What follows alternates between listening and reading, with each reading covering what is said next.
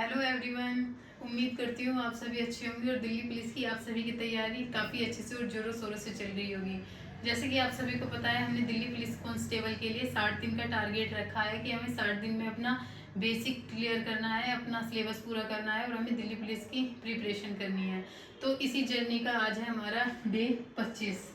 ठीक है, तो अब हम देखते हैं आज हमारे subject wise and topic wise क्या टारगेट है। आप देख सकते हैं।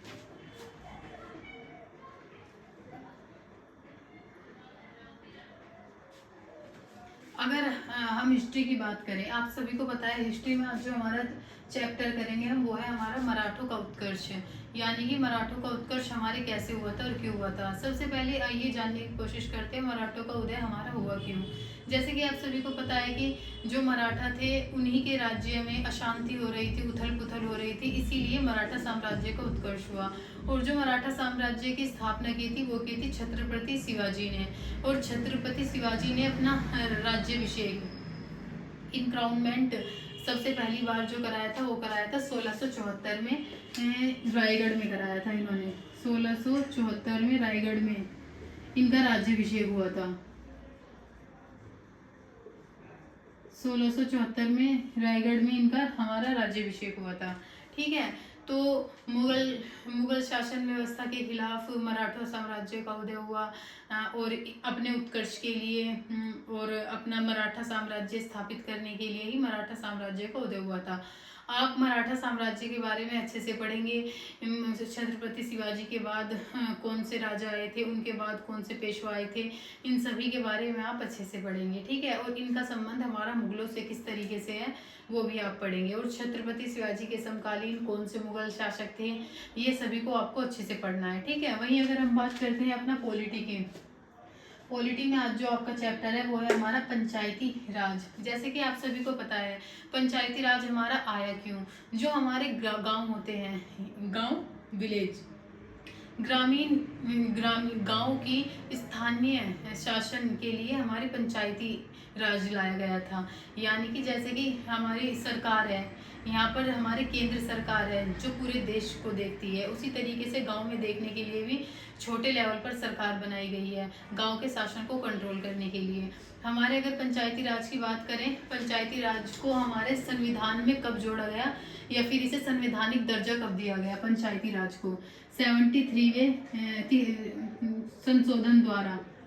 संशोधन द्वारा 1992 में इसे हमारे संविधान में जोड़ा गया था। ये भी क्वेश्चन आ सकता है कि पंचायती राज हमारा लागू कब हुआ था। ये हमारा लागू हुआ था 24 अप्रैल 1993 को। ठीक है, आपको ये बात समझ आ गई होगी। तो जो हमारा पंचायती राज है वो हमारे 73वें संविधान संशोधन 1992 के द्वारा ऐड हुआ था पंचायती राज। और ये लागू कब हुआ था पंचायती राज हमारा लागू हुआ था 24 अप्रैल 1993। अब ये भी बात आती है कि हमारे पंचायती राज है क्या। आप सभी को ये भी क्वेश्चन आ सकता है दिल्ली पुलिस में कि पंचायती राज का कितने स्तरीय होती है, द्विस्तरीय होती है या त्रिस्तरीय होती है। तो हमारी जो पंचायती राज है वो हमारी त्रिस्तरीय होती है। सबसे पहले हमारी आती है ग्राम पंचायत, सेकंड आती है पंचायत समिति और थर्ड आती है हमारी जिला परिषद। ठीक है, अगर हम बात करें ग्राम पंचायत की, जो हमारी ग्राम पंचायत होती है आप देख सकते हैं, जैसे ये रहा ग्राम पंचायत, ये हमारा सबसे ऊपर ये होती है हमारी ग्राम पंचायत।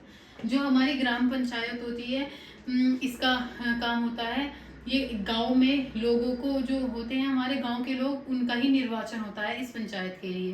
तो ये हमारी ग्राम पंचायत है। और सेकंड लेवल पे आती है हमारी पंचायत समिति। इसका काम होता है ग्राम पंचायत के साथ बैलेंस बना के रखना और ग्राम पंचायत के कार्यों की देखरेख करना। अगर हम बात करें थर्ड की, जिला परिषद,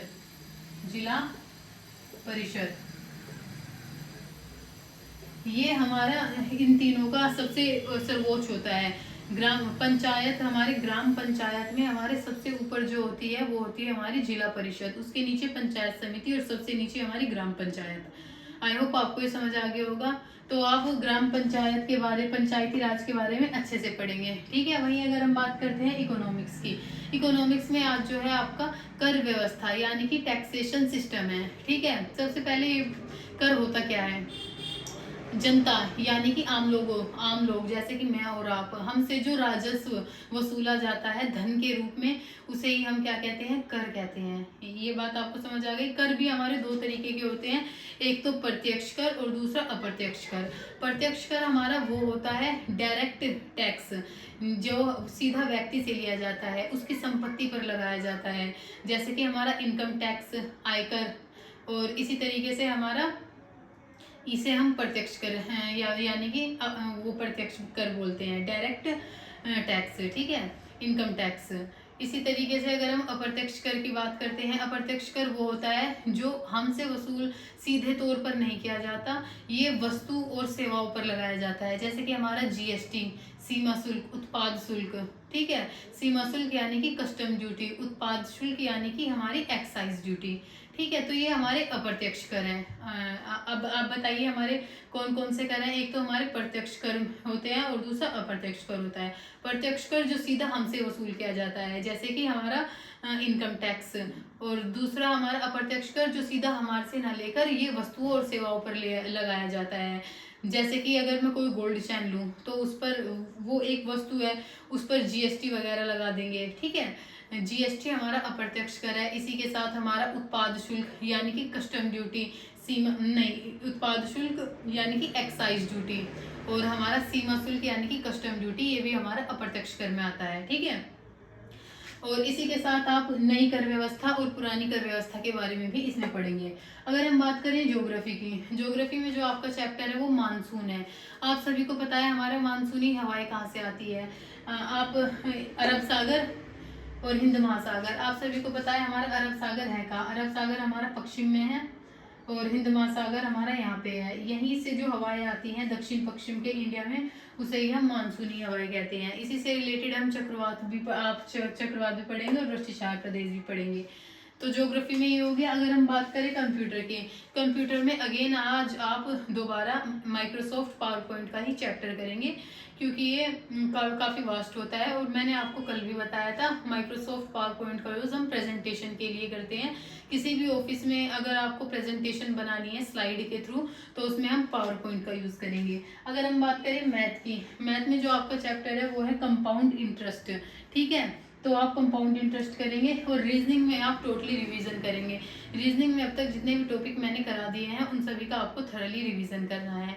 आप सभी को पता है मैंने आपका शेड्यूल बताया हुआ है आपको। आप दिन में अपना याद करने का काम कीजिए और नाइट में आप मैथ और रीजनिंग कीजिए। दिन में आपको क्या करना है, सबसे पहले हिस्ट्री को 2 घंटा दीजिए, पॉलिटी को 1 घंटा दीजिए, उसके बाद इकोनॉमिक्स को 1 घंटा दीजिए, और अपना जो हमारा ज्योग्राफी है, ज्योग्राफी को 1 घंटा दीजिए।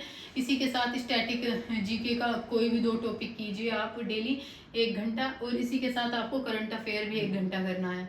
और नाइट की बात करते हैं, नाइट में आप मैथ एंड रीजनिंग कीजिए। आई होप आपको ये वीडियो अच्छी लगी होगी। मुझे यूट्यूब पर सब्सक्राइब करें। थैंक्स।